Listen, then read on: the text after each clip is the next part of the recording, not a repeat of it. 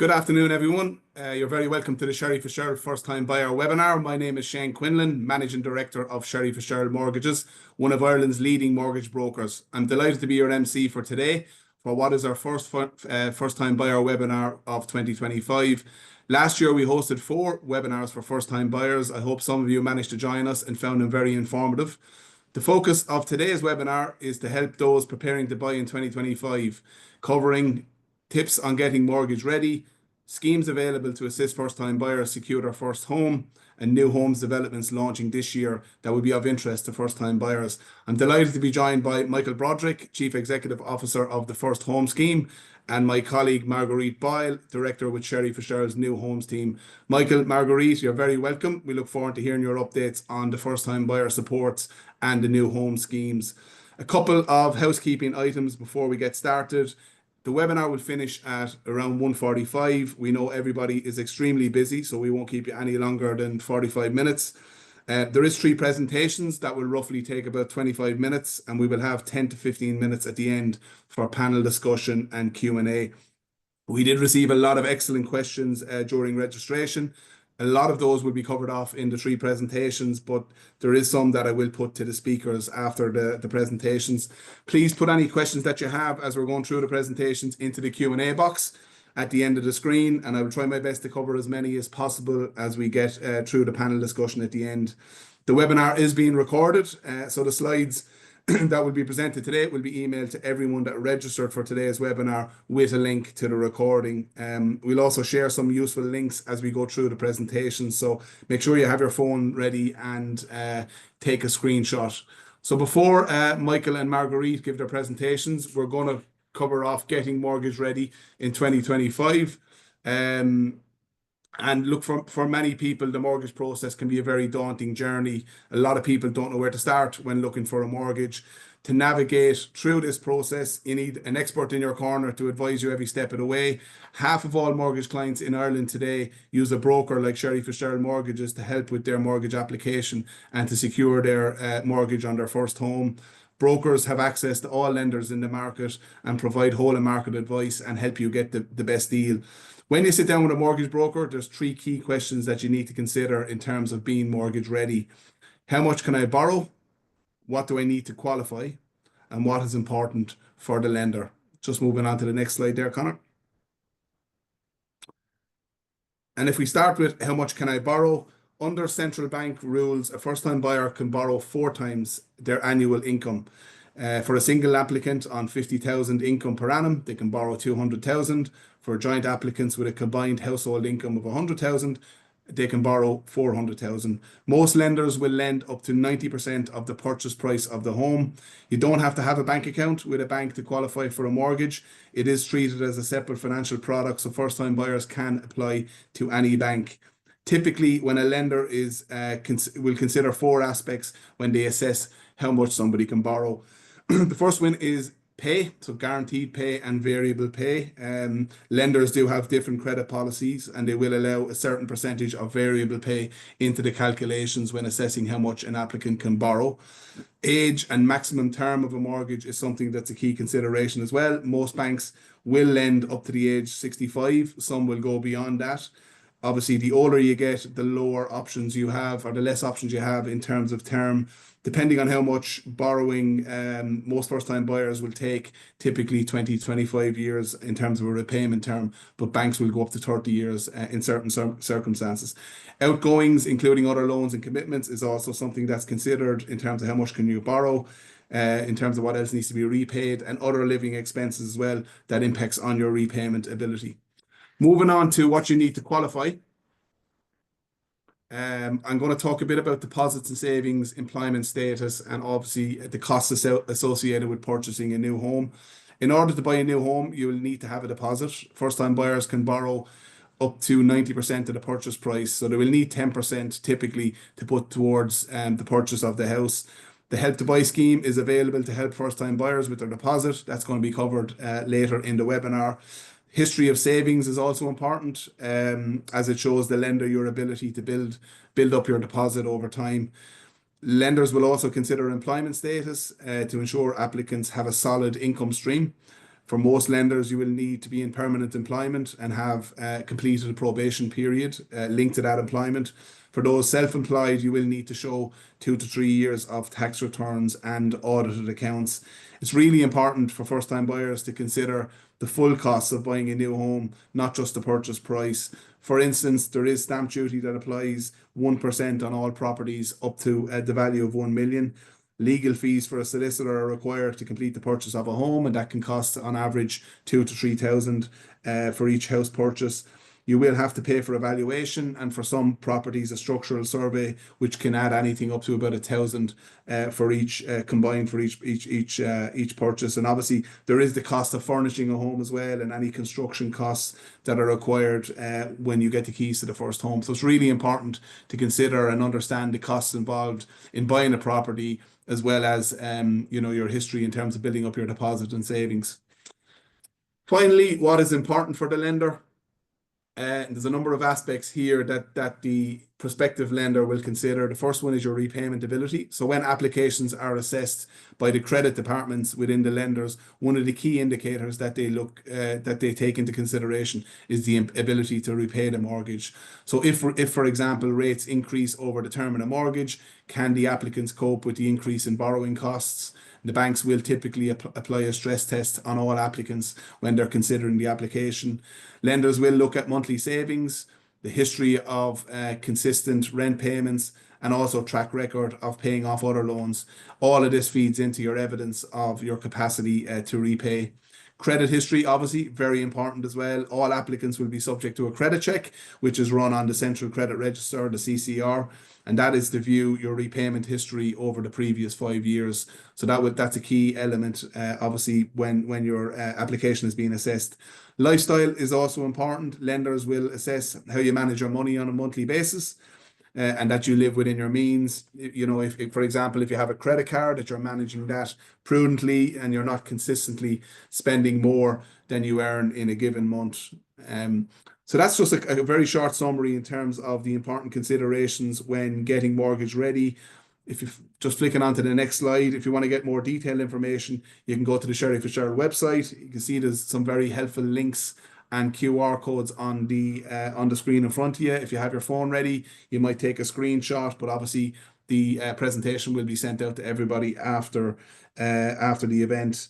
You will see that it also includes a very detailed guide on getting mortgage ready on the website, which is a bit more detailed what I've discussed in the last couple of minutes.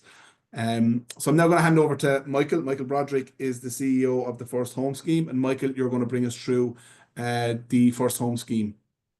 Thank you very much, Shane, and good afternoon, everybody. I'm delighted to have an opportunity to speak to you on the scheme here this afternoon.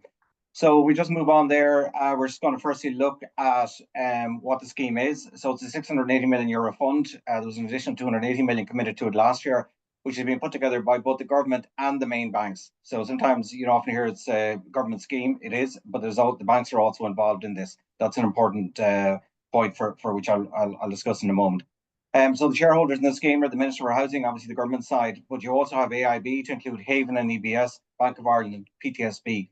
And it's important to remember these banks because you must get a mortgage with one of these 5 banks in order to avail of the scheme. And I'll talk about that a little bit further on. So just some things that it's not, because there's a lot of misinformation out there in the market. So firstly, it's not a second mortgage, and I'll demonstrate as we go through the presentation why that is. Secondly, the government will not own part of your home. So again, I've had a lot of people raise concern with me that the government are going to be inspecting their home, own a part of their home, etc. They don't, and they won't. So the First Home Scheme, which is the company that I'm CEO of, actually will hold what's called an inhibition. So it's like a second charge. Your bank, your mortgage provider will have a first charge. We have a second charge. In the same way, the bank don't come inspecting your home. We're not going to come inspecting your home either. So what you do with it is your own business once you make the purchase. So the other point, and it's a very important one, and again, we'll talk about it further on, is that it can be used in conjunction with the Help to Buy scheme. So just moving on into who the scheme is actually for. So it's for first-time buyers and individuals who qualify under the Fresh Start principle. So first-time buyer, you can't have owned or currently owned property in your own name, either in Ireland or anywhere else. So that qualifies you as a first-time buyer. And under the Fresh Start principle, then this is an important one. So this is for people who have been in a relationship, and that can be a married or not married, as the case may be. But ultimately, the key definition here is they must have owned a property with somebody else. That relationship has now, unfortunately, fallen apart, and you no longer have any interest in that property. So if that is the case, then that person, it doesn't matter what your age is, it doesn't matter what homes you previously owned, as long as you don't own one currently or have an interest in one, you can now qualify for the first home scheme to allow you to get on the property ladder, go away and purchase a new property that you might want to live in, either yourself or with somebody else. You must have mortgage approval with a participating lender. Again, going back to the 5 banks that I mentioned previously, so it must be one of those. And you must avail of the maximum amount that the bank are offering you, so up to 4 times loan to income. So again, this is not a replacement for your debt or no replacement for your mortgage. If a bank is offering you 4 times mortgage, 4 times income, then you must take that. Equally, if they're only offering you 3 times or 3.5 times, that's fine, because the letter that the bank will send to us to confirm what you're availing of will confirm that you're maximizing. So whatever the bank is offering you, you must take that to avail of this scheme. As I said, this is not a scheme to replace debt with equity. You may also qualify as through a macroprudential exemption, and I'm sure Shane and his team would be very happy to explain what that is. But if you do, then you must make a decision whether to avail of that or use the first home scheme. You can't use both of them together. And our advice there is to very strongly talk to an advisor, as I said, somebody like Shane or his team, who can advise you on what's best for you, because everybody's circumstances are different and it does vary from person to person. The other important point is that the maximum percentage equity available, so the maximum amount of money or funding we can give you, is 30% of the value of the property if you're not using the Help to Buy. If you're using Help to Buy, this reduces to 20%. So it's 20% of the purchase price if you're availing of the Help to Buy, which I will talk about further on. So if we just move on to the next slide, then we'll show you a quick example of how the first home scheme might operate. So in this scenario here, and don't worry about the numbers, I mean, you can put your own numbers into this, but what I've tried to do here is just take kind of an average. So an individual or a couple are looking to purchase a property. The property price is €350,000. They have an income, and again, this can be joint or it can be an individual income of €70,000. They're looking to buy a property for 350. So based on their salary, 4 times salary, that gives them 280,000. So that's the maximum mortgage they're likely to get here, is 280,000. You must have a 10% deposit. So 10% of the purchase price of 350 is obviously 35,000. And this is where the Help to Buy scheme comes in, because if you qualify for the Help to Buy, you can get up to €30,000 from revenue, which is a rebate of your taxes. And the important thing about the Help to Buy, as distinct from this scheme, is that the Help to Buy is effectively a rebate of tax you've already paid if you've been working and living in Ireland for the last number of years. And you do not have to repay that. You do have to repay the first home scheme, and I'll talk about that a little later on. But that's a very important point, because the number of people that I meet who are unaware of the Help to Buy scheme is always surprises me. And it's particularly because it's up to literally €30,000 that you don't have to repay. So in that scenario there, all you would really need to have for your deposit is €5,000 if you are qualify and avail of the 35 or the €30,000 from the Help to Buy scheme. Now, it's not always 30,000. It depends on your circumstances. If you contact Revenue, they have a very good website. You can go online, you can put in your details, and they'll tell you very quickly within a matter of days exactly how much you qualify.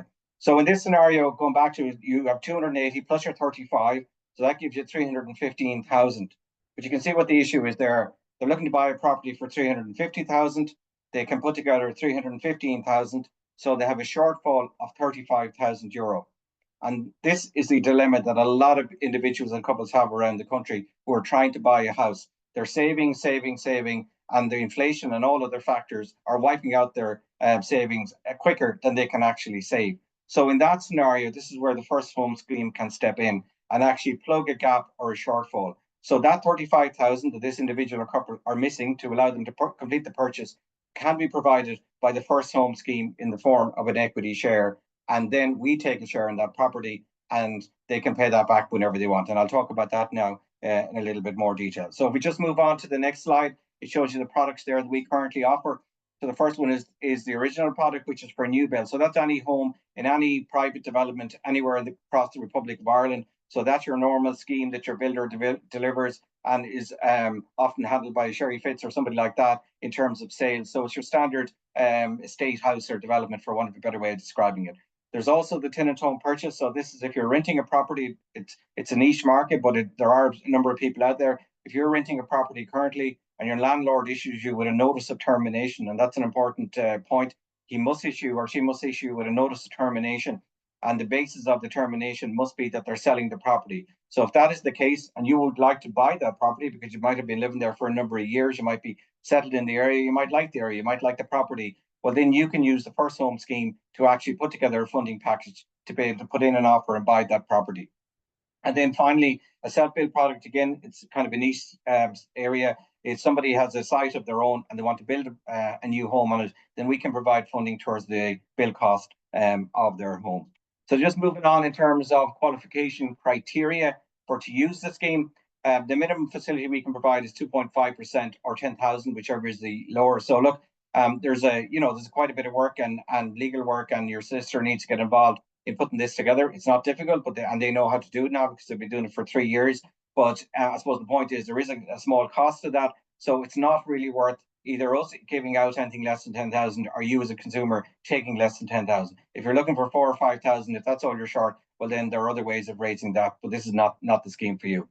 There is an interactive calculator on our scheme, on our website, firsthomesscheme.ie. I'm also aware that Sherry Fitz have a very good calculator on theirs. But this one here, if you go on there, you can tell within 20 or 30 seconds exactly how much you can avail of through the First Home Scheme. The maximum facility is determined by one of 3 things. So the price of the home, so that stands to reason. Whether or not the customer is availing of the Help to Buy scheme, so that determines whether you can get 20% or 30%. Again, just a reminder, 30% if you're not availing. If you're availing of the Help to Buy, you're limited to 20% of the price of the home. And then the local authority area in which the property is located. And the reason for that is that there are regional price ceilings in place. So each local authority, and if we just go on to the next slide there, we see them, each local authority has price ceilings in place, and you can see what they are there. Now, these have been, I suppose, controversial or slightly controversial from day one, because we often get people come to saying, oh, well, I can't buy a house in Dublin, for example, for 475,000. I accept it's difficult, but there are homes available in Dublin for 475,000. We have done a huge number of homes in Fingal and South Dublin. So there are homes available in both those local authority areas within the First Home Scheme price ceiling. The other point I'd make is that the price ceilings are reviewed every 6 months. So we do keep a very close eye on them. We also look at what the market rates for homes are in the local authority area. So we do change them. So only in January, we've increased the price ceiling for Louth, Kildare and Kilkenny. They went up by 25,000 each. Again, other price ceilings will be adjusted in June. So just keep an eye on this and come back to it. Check it out on the website. Every 6 months it gets changed in that. So even if it's not at the level that you need right now, then it might be in a couple of months' time. So just again, then moving on in terms of how the equity share itself works. And on the next slide there, we actually have an example. So this is a very simplistic example, but again, you can put your own numbers into this. So how does it work, and how much do I owe eventually when I need to repay it back? So let's take a scenario on day one where somebody purchases a home costing 200,000. The equity, the First Home Scheme gives them 10% or 20,000 euro towards the purchase of the property. So let's say we move 10, 15 years down the road. Great news, the property has increased by 50% in value, so it's now 300,000.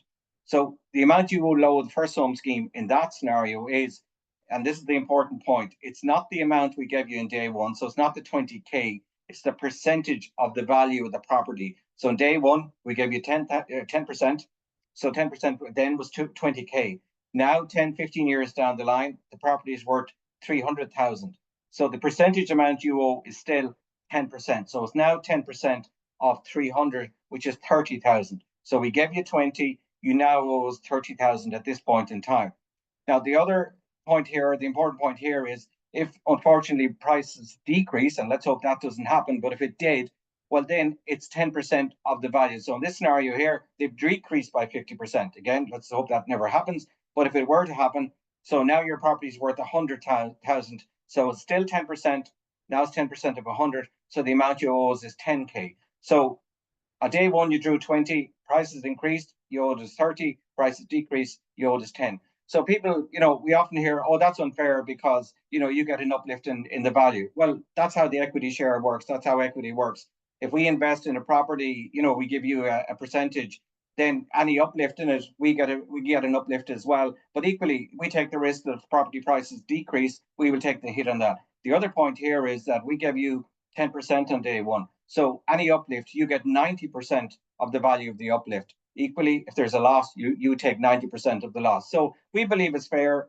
You know, look, some people are entitled to their own view on it, but that's how the scheme actually works. So that's how much you owe. It'll be the percentage you got on day one of the property in a number of years down the road. So again, just moving on then in terms of some detail around the scheme, there is no interest on the scheme at all. There is what's called a service charge after year 5. So for the first 5 years, there is no charge. There is a service charge after year 5, and you can see there the rate. It does increase over time, but those are fixed. It's not bound or tied to ECB or anything like that. So it's 1.75% for years 6 to 15, and then it goes up slightly after that.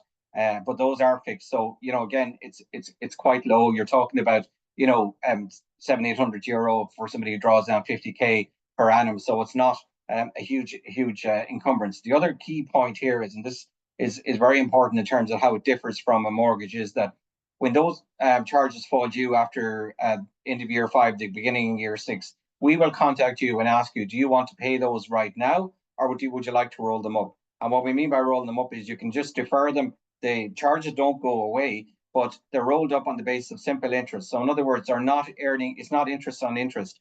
We just, whatever falls due, we just add it up, and it is there as a liability. It must be paid off to clear your ultimate equity share at a point in time. But say, for example, the service charges fall at a point where, you know, you might have kids going to college, you know, you might have a medical issue, whatever it might be, and it doesn't suit you to pay. Well, then you don't have to pay them, then you can roll them up. And that's a unique feature about the scheme, and it's very different from your mortgage. You don't have that ability with a mortgage in the general run.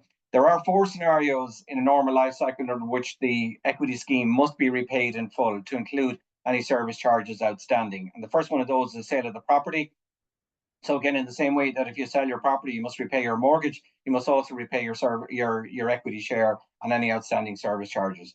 If the property is no longer your principal private residence, so if you're fortunate enough here to buy another property and you want to use this as a rental, you can do that, but you must repay the equity share. It's not intended for rental properties, it's intended for homes that people actually live in.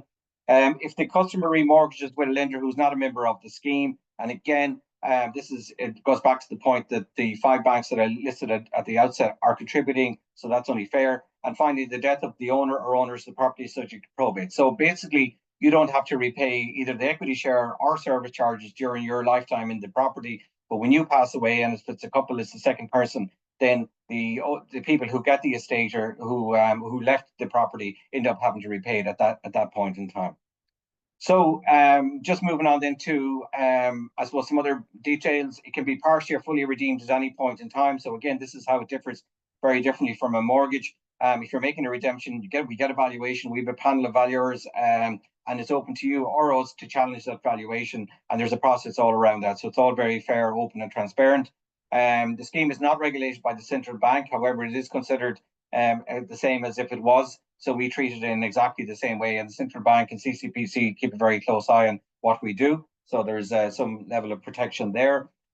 Also, it's obviously the banks and the state are the owners or the shareholders in the scheme. So you know, you can take it that it's going to be everything is going to be above board, and there won't be any funny stuff, as they say. So there will be annual statements. There's a helpline there for any point of time along the process in terms of purchasing or whatever.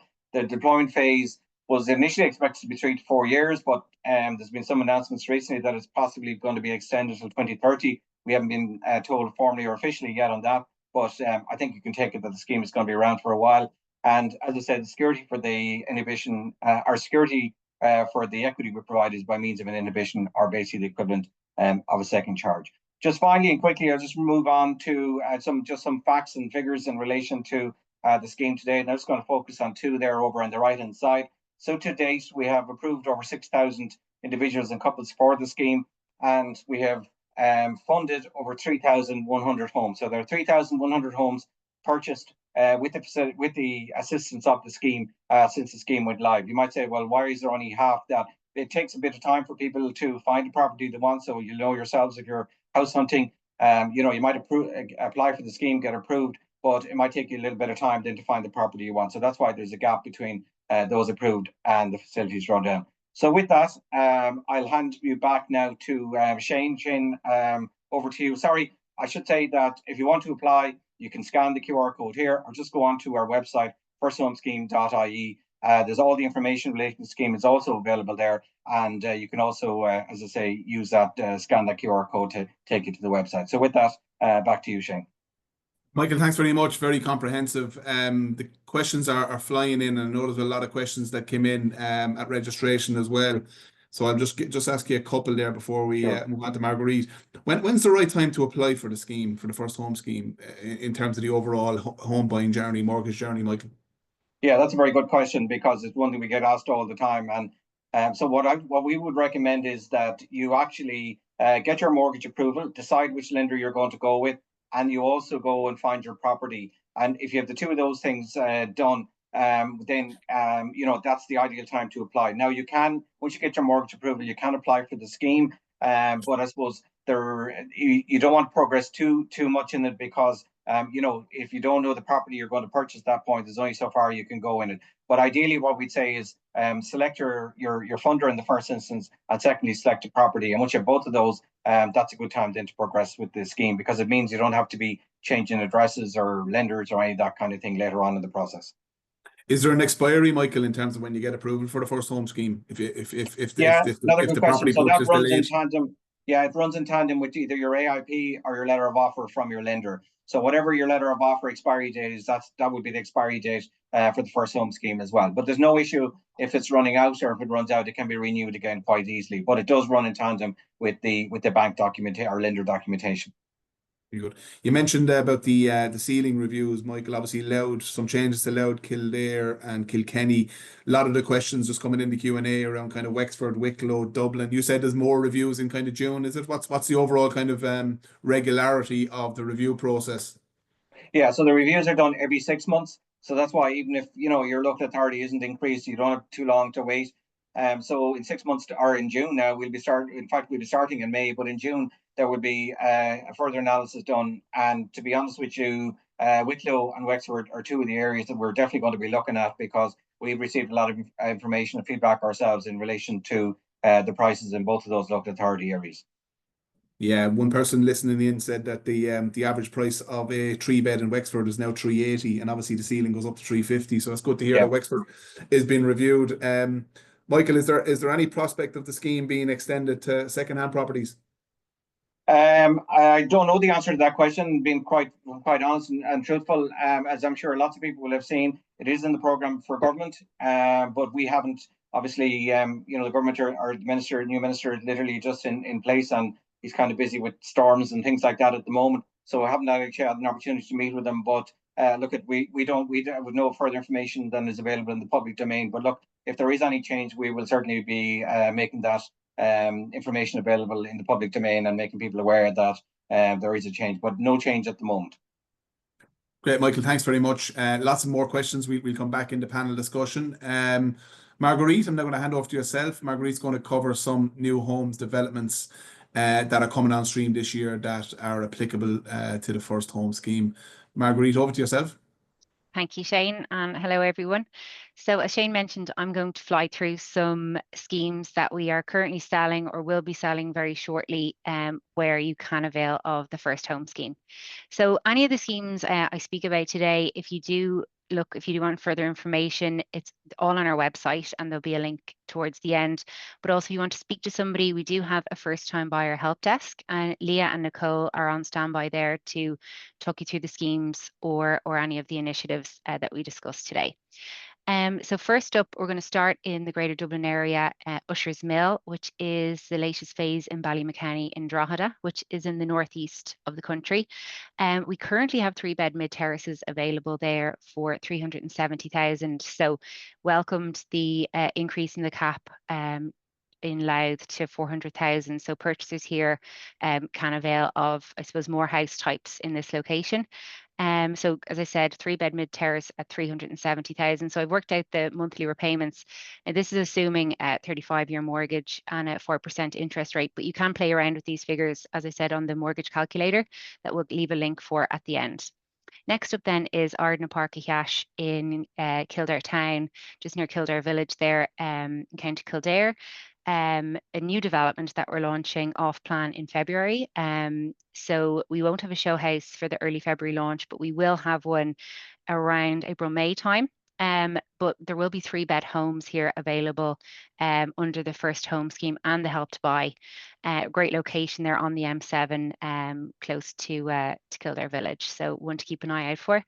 Next up then is closer to Dublin. This is Shankill, an apartment scheme within Woodbrook, which is a very popular scheme we're selling for Castlethorne. We have a 1-bed apartment available there for 425. Again, I've worked out the calculations there if you want to have a look. And we will be selling more apartments in this location towards the spring, summer. So again, full details on the website. Then out towards County Kildare, this is a scheme in Leixlip on the train line close to Leixlip Village. We have a 2-bed apartment there for 435, and again we're going to have more apartments coming soon in this location. So looking towards the later in the year then, just on the next slide, I have listed a number of schemes that will have units that can fall under the First Home scheme. So first up is Ashcourt. So this is within the Woodbrook Shankill scheme I spoke about by Castlethorne. We will have apartments available there. A Derrig in Dublin, which is in Adamstown, really popular scheme. We just had a launch there where we sold 2-bed apartments and 3-bed duplexes where you could avail of the First Home scheme and Help to Buy. And we will have further launches coming soon, so keep an eye out for those. Racecourse Gate in Naas. We will have 2-bedroom apartments coming in this location where you can avail of First Home, and they'll be coming around springtime. Then back to Dublin, Lusk, North County Dublin. We just had a very busy launch there last weekend in Regals. That's O'Dwyer Nolan is the developer there, and we will be selling 2-bed apartments and duplexes, and the apartments will be First Home applicable. And again, on a train line, very good location. Then out to the west in Galway, we have a scheme, Ardrathney in Barna, and we will have some apartments coming in spring, which will qualify for the First Home scheme. And Canuck-on-Coshlan is in Oranmore. That will be towards the later end of the year, but again, it will be apartments applicable. And then in Cork, we have 2 schemes, Ballinglana and Millborough, in Kerry Pike coming shortly as well. Moving on then to the programme for government. As Michael touched on, there has been some announcements within the programme of government in relation to the Help to Buy and First Home scheme. Light on information at the moment, but they will be extending the Help to Buy to 2030. That has been confirmed. The First Home scheme, it intends to be retained, and they will be revising the targets in line with the starter home targets. They're also looking at repurposing the local authority affordable purchase scheme to become part of the starter home programme. So this is more of a rebranding, and I think it's good that they have acknowledged that there is probably a lack of awareness about these schemes these are run by the local authorities. So I would keep an eye out for these schemes, and especially if you are, I suppose, your budget doesn't reach to maybe the First Home scheme, and even with the Help to Buy, you could look at this scheme as a means to secure a new home. They're also looking at the geographic spread of the starter home schemes. As you'll see from what I presented in terms of what's available, it's very much in Dublin. There's some in Cork and Galway, but it's very much around the GDA. So that will hopefully help with affordability, because obviously outside Dublin, homes tend to be more affordable. So we do welcome that and hope to see more detail on that in the near future. So then moving on to helpful tips. So if you're starting out your journey, I think the first thing, as Michael mentioned as well, is to figure out what you can afford. So that's the link to the mortgage calculator we've been talking about. Again, you'll be sent this afterwards. You can follow these links after the presentation. And it is very user friendly. You can play around with your income and it has all the different local authorities if you are hoping to use the first home scheme. So that will take account of the caps, the local caps in that area. And it will also show your monthly repayments. So once you've kind of identified that, then I would advise looking for see what's available. So sherryfits.ie is a good place to start. We tend to advertise on the portals. So that's myhome.ie and daft.ie. And then I would also just give us a call. We're happy to talk. We do have as I mentioned, a first home specialist here in Leah and Nicole. And also on our website, we do demonstrate which is first home scheme and which is Help to Buy by the buttons just shown on screen there. And then if you are unfamiliar with an area, I would always say go out and visit that area, take public transport, look outside maybe where you were originally hoping to buy, and get familiar with the area before you go to the launch. And then do attend if there is launches, even if you're only starting out your journey. I would attend the open views, the show houses, to get a feel for the different property types, and that will really help you focus your search and in what you're actually looking for, because you will get more value for money if you do go a little bit further from Dublin.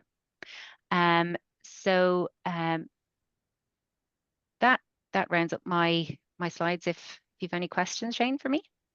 Great, Marguerite, thanks very much.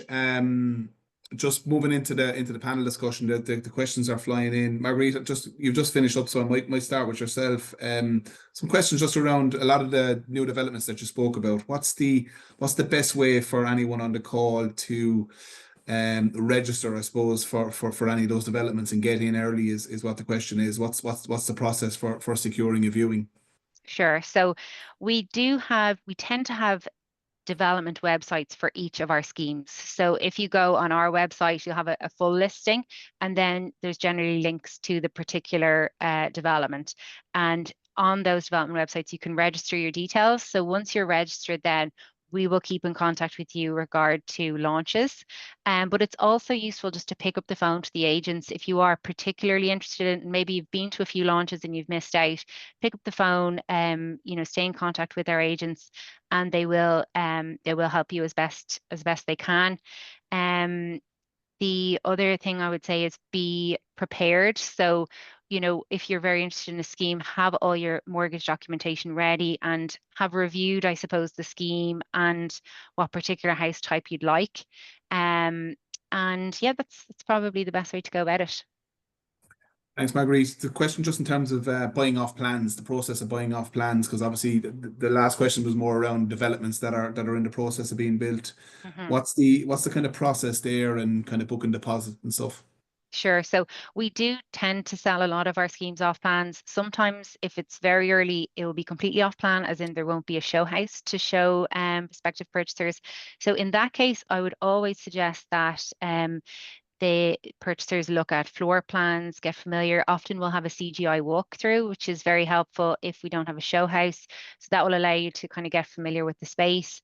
In a lot of our developers would have past schemes that they would have built similar house types. So maybe go visit previous schemes that the developer has done and see what kind of type of house you would like.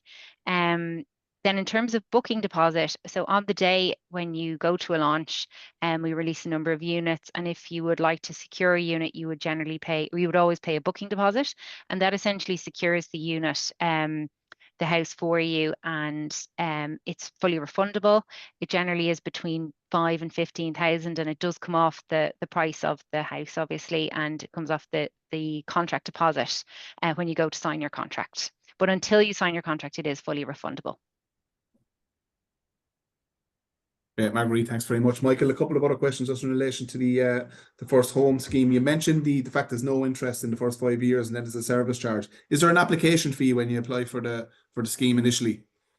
No, there's no application fee from the scheme's perspective. I suppose the only other cost really will be your solicitor may charge you a few euro for processing the paperwork, but that's really between yourself and your solicitor. There's no cost, there's no additional fee from the first home scheme. And can the first home scheme be used even if there's no shortfall in terms of the deposit for the property?